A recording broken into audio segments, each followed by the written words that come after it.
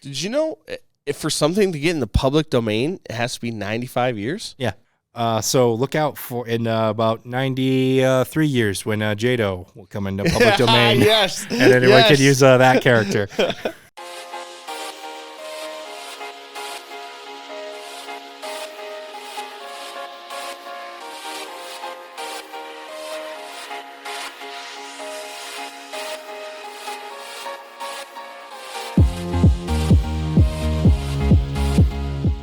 Welcome to another edition of Popcorn Bucket List, the show that usually I try to have a witty beginning for, but Not just today. I'm now looking at it and like it just says ... I don't know if that's an inside joke I meant for myself or whatever, but you're here, you're watching, we talk about movies here and whatnot. And yeah, we got a couple little set decorations here. You just won these in a claw machine not an hour ago. Not one, but three things. Yes. That's why we're showing them off. I don't want to pat my own back, but I think that I'm somewhat good at the claw machine games. If there was an Olympics for claw machine, you maybe wouldn't get the gold, but at the least bronze. Yeah, I'd at least be competing. You'd be on the stand. Yeah. Yeah. I got two little guys on one, and I got that one on one. Yeah. So it's impressive. And I think I only spent what? Perfect. That's why the TV's there. Yep. But let's move right into the opening spotlight here. We got a few stories, I think, kind of talking about the Oscars here. Yeah. Two separate stories, but I thought they were both kind of big. I have some thoughts on them. They deal a little bit with the Oscars, past and future. Yep. So we're going to talk about them both because it's my show. I do what I want. And the big thing, I think, first and foremost, the Oscars announced that all 23 award categories will be televised live. Awesome. Last year, they did not do this. They cut like 8 of them and like pre-recorded them and then showed a little bit of them or whatever, edited them, all that stuff. I hated this move. Their hope was to save time.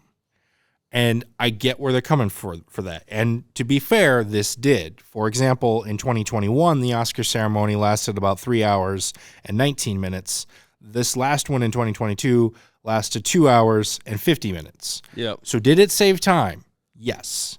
However, there was a bunch of bits they could have cut throughout the show. There's a lot of stuff they could have cut. You know how many times I was watching this going, wait, so you cut the categories, but you didn't cut this bit? Yeah. Well, this could have been cut here. This is no point. What are we doing here? When what's her name was like rappelling in and made a joke, it was like, no, just show us. We can't show the categories, but we can have 3 Oscar hosts all having their own bits. Yeah. And I like those Oscar hosts. I'm not trying to knock them or whatever, but the point of the show, the point of the ceremony is to celebrate film through the year in all its categories. Exactly. And some of those categories, like you talk about, like some of the sound mixing or the editing or short documentary, like those things, those people put in a ton of work and they are winning an Oscar. They should be deserved. Like I remember one of my favorite bands, Ghost, I wear a Ghost shirt on here all the time. They won some Grammys, and those weren't televised. And granted, it's the Grammys, it's not the Oscars, different thing. But still, it was like I had no idea until I watched like a YouTube video of them winning it. And it was like, oh, I didn't know that. That's cool. What you're saying when you cut these is you were explicitly saying we think you are. Yeah, we don't think you're good enough. We don't think you're worth our time. Yes, you're explicitly saying that. And to your point, these people did work hard. In some cases, because some of these are independent categories, probably they worked harder than some of the other celebrities that are getting their awards and everything too. You know, this is some of their biggest moments, their biggest dreams. Might be the only time they're going to be on this stage. Yep. Like if we won an Oscar, it would live right up here for the entirety of our show. I would hang it around my neck like a gold chain. I don't care how much it messes with my neck. Kirko chains, that's a little sports reference. Let's go. Wouldn't have anything on me. It'd be hanging from here. Kirko. I'd have it on my shoulder like a parrot, like a pirate does. Yeah. And you bet I would make sure that category was live at that time. Yep. So I like this move. I do too. There's so many other things they could cut to save time other than these categories. And so to be 100% honest, they don't really care about cutting time. They want to get all of their jokes and all of their bits in there. Because if they really wanted to cut on time, they would take out that stuff. Mm-hmm. I think one of the only times they actually came up at a pretty good runtime was when Jimmy Kimmel was hosting, and I loved this bit he did, where at the very beginning of the show, during his monologue, he unveiled like a jet ski or whatever, and he says, I'm going to give this to whoever has the shortest speech throughout the show.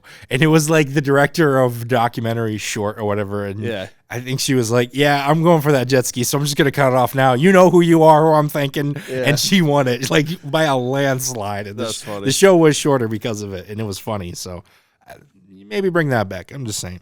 But speaking of the Oscars, we mentioned last year, one of the big stories, I think arguably one of the reasons why it was a little bit longer than we thought, the Oscars slap. The only reason why we're bringing this up again is because Will Smith has a new movie coming out here in a little bit. We won't talk about it this week. I believe it's on our schedule next week. And so he's been doing some press for it, and this has been bringing it back up for people again. And he kind of did an interview that I actually kind of agree with what he said here. I'm just kind of paraphrasing it here. Basically, Will Smith says he understands if people aren't ready because of the slap to see him kind of in a big motion picture, but he hopes that people won't penalize everyone else who worked hard on this project by not seeing it. I agree with this statement 100%. I don't necessarily forgive him. I'm not doing that. I think he should have been given a little bit more of a punishment. And if you think I'm harsh, he did assault a man on live stage. Yes. He slapped a person without their consent. And then walked back to his seat. That's legally assault. Yeah. Like, I don't know how else to put it. Yep. But he is right. I've always thought this. Whenever you have a controversial star or something like that on a movie, you shouldn't penalize the movie. You know, just because Will Smith did this thing and made this movie, I think before the Oscars even happened, doesn't mean you punish Jim the Gaff guy. Yeah. He didn't do anything wrong in this movie. I mean, going all the way down to even like the craft service workers, to the drivers. I mean, there's so many different aspects of tons and tons of people that are relying on or hoping that this film does good.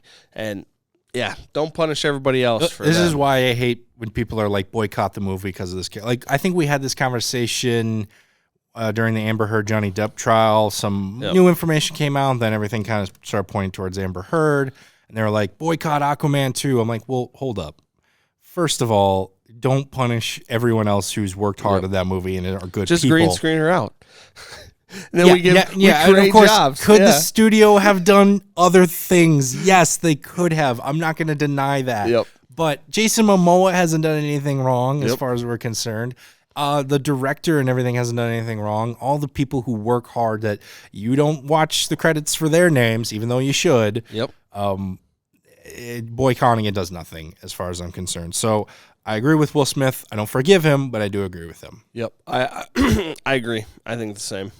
But yeah, that's just kind of our thoughts on some of the Oscar news that have come up. Oscar season is coming up. Kind of excited for it. Looking forward to some, before you know it. Yeah, looking forward to some new big Oscar baiting movies and see which ones work and which ones don't. But before we get to that season, let's talk about what's coming up this week in our weekly preview.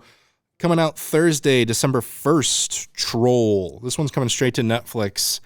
Foreign film. I didn't catch which country it was from, but this might be stereotyping, but usually when you see a foreign film, you don't think action-packed. You think it's a little bit more metaphoric. They're not going to show more artsy. They're not going to show the monster as much. This one goes full King Kong. Yeah, and I think like right away I was like, oh, troll movie? Okay. And then after watching the trailer, I was like, you know what? I think I'm going to watch this, and I think I hope I like it. It's got surprisingly some good humor, it looks like, from it. And I do think there may be a metaphorical sense to it because essentially when the troll was first kind of being seen with the couple at the house, I was getting like severe tornado vibes, and even kind of the damage looked a little bit like that. And then they're like looking for it underneath these caverns. I'm wondering if the troll does kind of represent natural disaster. Maybe it'll have some sort of climate change thing in it as well. Some tie-in. But like I said, towards the end, it goes full King Kong. Yeah. He's throwing cars. Yeah, and he's like walking down like the city street. Yeah, and then got the full military and the big missiles, and you know what you're gonna get there with that. But I thought the effects looked pretty good too, especially I thought on the troll. Too. Especially sometimes even like Netflix or just some of those movies that go straight to those streaming services that are kind of big, grandiose with their monsters or their effects, and it looks terrible. This actually looks somewhat good. There was some time put in this one. Yep. But coming out Friday, December 2nd, Violent Night. This one's coming straight to theaters. I think it's our only theater release this week. David Harbour, probably best known for Stranger Things, although he's in the Marvel Cinematic Universe as well. He plays Santa.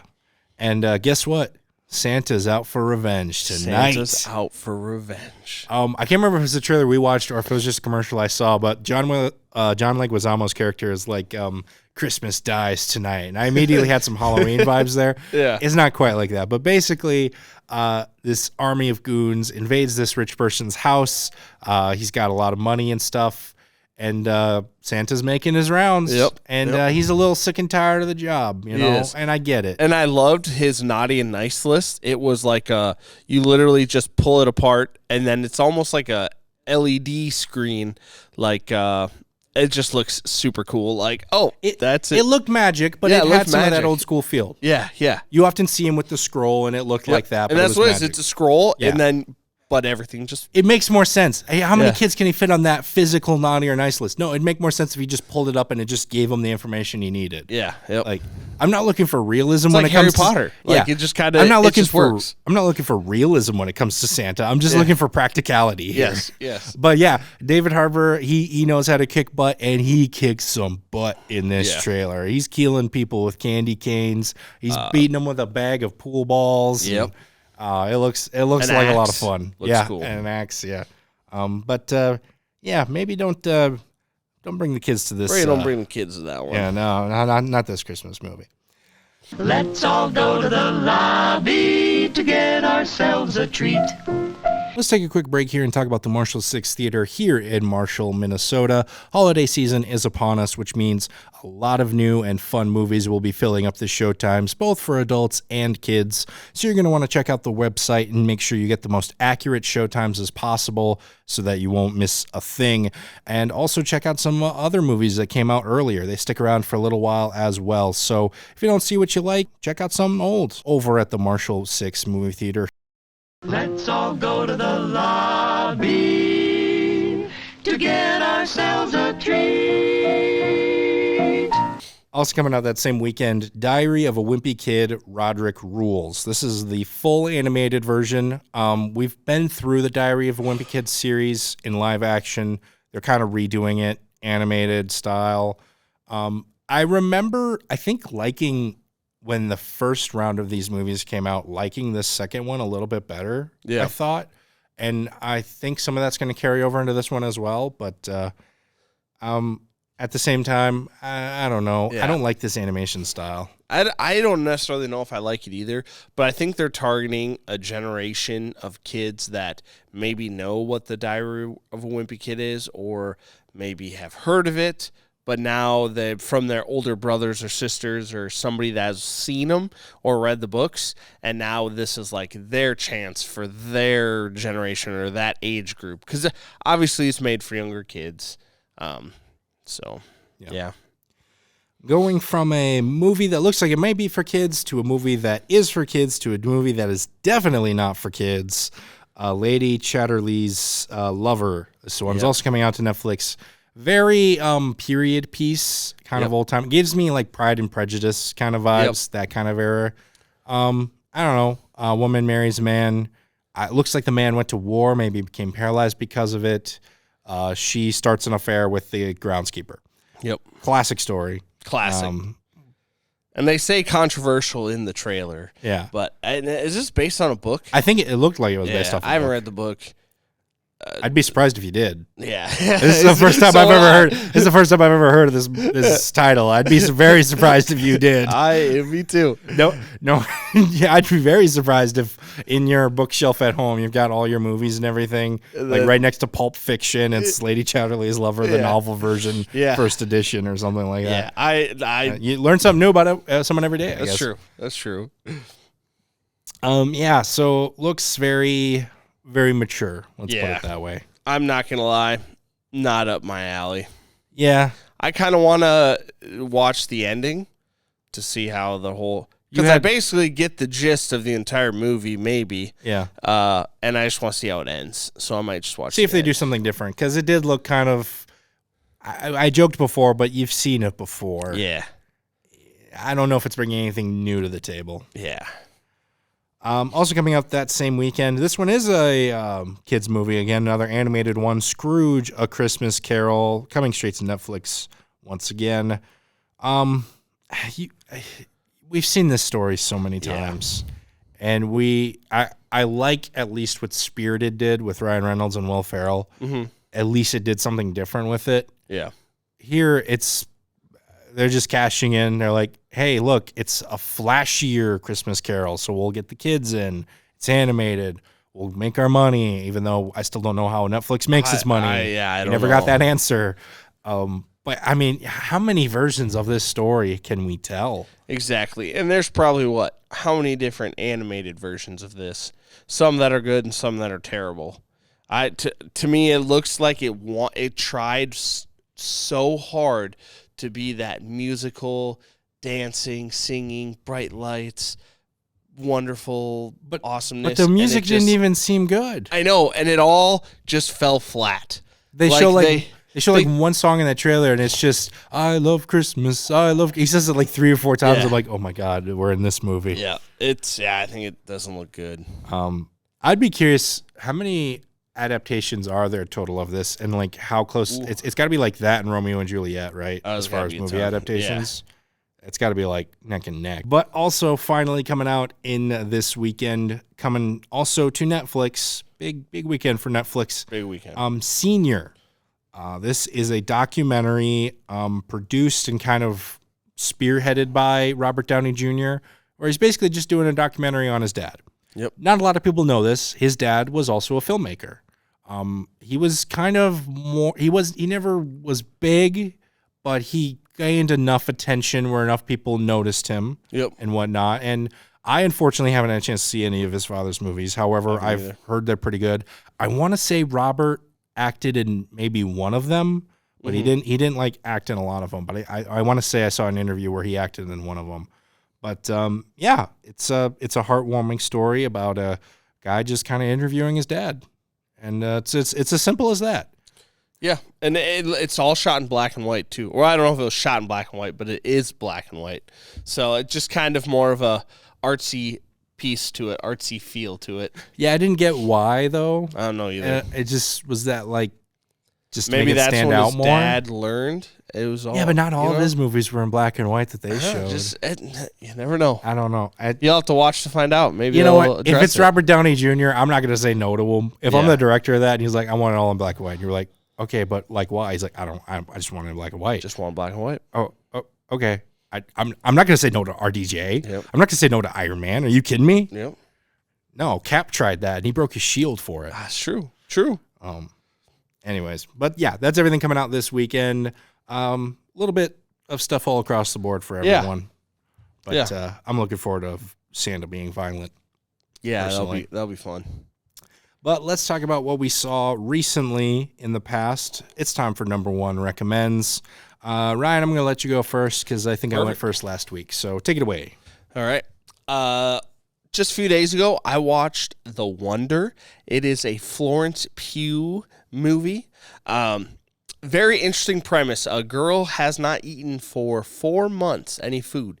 She survives off manna from heaven. And Florence Pugh and a nun are brought in to observe her. They are just to watch her and see if she is lying or if she really is doing this. And it's kind of like I would say kind of like a period piece. It takes place like back during the famine of Ireland. I would say like the 1850s or something, 1860s. I don't know for sure. I could pull up the outline because I know we talked about this movie, and I know I got it written down somewhere. But I like seeing you flounder a little bit too. Yeah. But I really enjoyed it. I really like her acting is great. Actually, majority of the cast they do a great job. They have a weird intro and a weird ending, but I kind of liked it. I didn't like it right away, but I kind of liked it the more I thought about it afterwards. So that's my number one recommend. Give it a watch. It's a little bit of a slower burn, but yeah, check it out.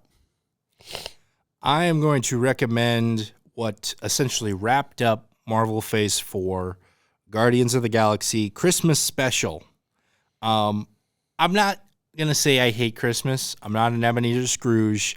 I just don't get into it as much as a lot of people. Yeah. So I almost didn't want to watch this because it seemed too early for a Christmas special and stuff like that. But I did one night. I needed a laugh, and I thought I'd get it here. And man, did I.